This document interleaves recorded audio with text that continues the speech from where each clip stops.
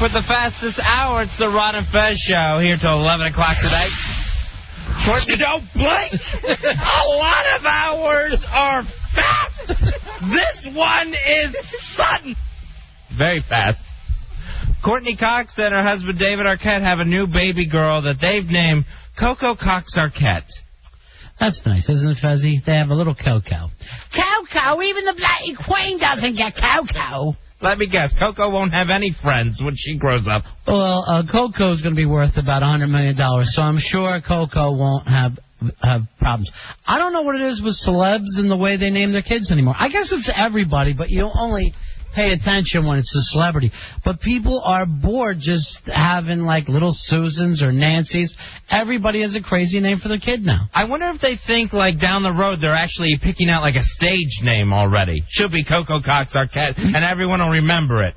What happens is no one ever gets famous because of their name. I mean, Rock Hudson would have been famous if his name was, Charlie Callis. What's the difference? It takes you 2 minutes to learn somebody's name. I think everybody just likes these crazy, unique names, and I'm not getting it. I had the feeling that Courtney Cox's husband was drinking cocoa when the baby was born. That this retard would have named the baby Fork if that's what he happened to have in his hand at the time. See, I had a feeling it was more like a Coco Chanel angle. I thought that they really thought they were going high class on us. Oddly enough, Coco Cox is the cereal I used to eat as a kid. Kevin Costner says he would be glad to make another baseball movie and wants to direct another cowboy movie. What he's saying is he'll make anything. It's been 12 years since he had a hit, and he knows that you like him as a cowboy and you like him as a baseball player.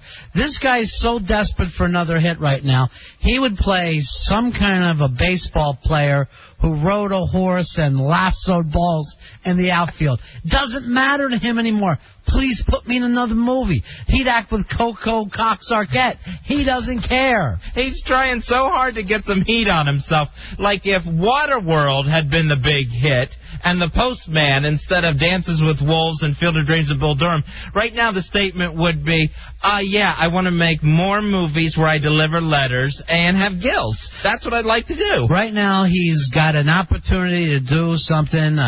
He's playing the part of Chief Nakahoma, and he wants to get out there and kind of bring the Old West and baseball together.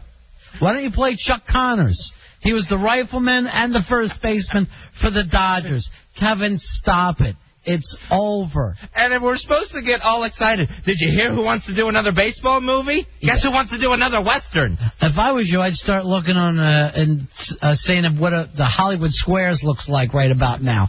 Take any gig that comes up. P. Diddy left a performance of Raisin in the Sun early because of stomach illness, and it's not certain when he was going to be back. Is that the real reason, P. Diddy? P. Diddy left because the Tonys are over. They don't keep reviewing your show in the newspaper. After you've been doing it for a while, he's done. The heat is off, and he doesn't want to hang around being a working actor. P. Diddy gets a little bored, but I'm sure he was at some sort of Maxim party or something later on that night. I'm sure he was designing some clothes, the stuff that he likes.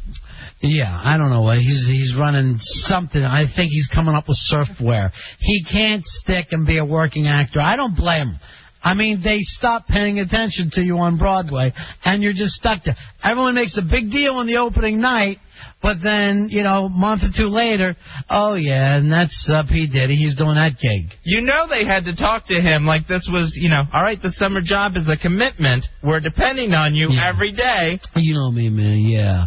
When Biggie died, I was there the whole time. I was there for his wife. I was there for Lil' Kim. That means Sunday matinees. Yeah, I'm down with it. I'm like big up to everybody. I love everybody. Nothing but love. He can't be running off to the Hamptons, so he convinced them, and now he takes off. He's got diarrhea. He can't possibly work. MGM is planning on turning Legally Blonde into a new Broadway musical. Hit or miss on this one. It's a musical. They all hit, and they all stink. It doesn't matter. All they look for now is move. You know who also they've asked to turn their movie into a musical is Swingers. And Jon Favreau is actually thinking about it. I saw him on the Dinner with Jon Favreau show where everyone's supposed to be interested and he's having dinner. So they look at every movie that's a hit now, or anything that happens, they go, let's just turn it into a play. I thought it was nutty back when they did this with Footloose. I thought, like, all right, there's like a unique thing, but now it's just, let's go pick up the movie section of the paper. Yeah, it's every single thing on Broadway now has been a movie before. They used to actually do books when people in this country read books. They don't read books, they go to movies. So that's it. Now, I heard about this college that actually did a musical theater thing this year. They did Red, White, and Blaine as the musical for their college thing. Would you have showed up for this? I'd have driven 500 miles to see this. I definitely would have, from Waiting for Guffman. Yeah. I would have just hopped up and yelled Corky at the end, just screaming Corky. By the way, since they're bringing so many musicals that are coming from movies now, Kevin Costner said Bull Durham would be good. Dances with Wolves, where the wolves are actually dancing, like in a chorus line. Let's have lunch. Let's talk about it. I'm available. I'm willing to work. He wants to be in the horse suit as long as he's the front part, as long as he's the head. Jackie Chan says he wants to become a true actor like Robert De Niro and Dustin Hoffman and no longer be an action star. All right, Jackie. Sounds like a good idea, but why don't you at least do some kicking and punching? You know, it's really great that you want to be an action star, but we also want you to punch and kick people and then use an end table as a weapon. You're halfway through a movie and you go, Jackie hasn't kicked anything. He hasn't jumped off of anything yet. What is wrong with this movie? When's it going to kick in here? Jackie, no one's lining up to see Dustin Hoffman films because he doesn't punch and kick anybody. If he could do that, he wouldn't be a regular actor either. He'd be out doing kung fu pictures. See, Jackie Chan will try to be a serious actor, and then what will happen is down the road, he'll release a statement saying, I'd really like to do some kicking and jumping movies again.